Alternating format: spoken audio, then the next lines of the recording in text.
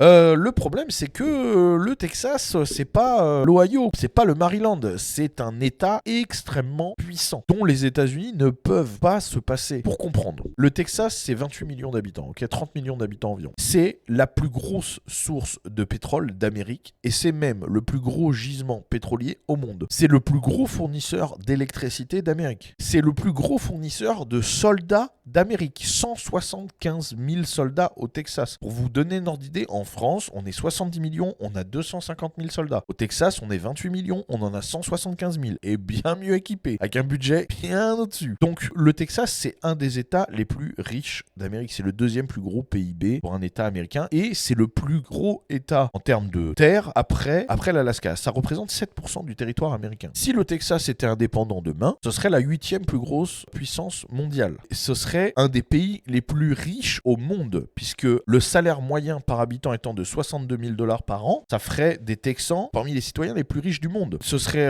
un État qui arriverait vraiment juste derrière la France, par exemple, en termes de puissance économique, bien au-dessus de la Russie, bien au-dessus de pays européens comme l'Espagne. Est-ce que Biden, alors je le vois dans le chat, est-ce que Biden peut fédéraliser la garde nationale? Alors Biden peut déclarer la loi martiale et décider de fédéraliser la garde nationale. Il peut, mais c'est extrêmement risqué. C'est extrêmement risqué. C'est vraiment le genre de move qui peut déboucher sur un putsch. Les Texans sont...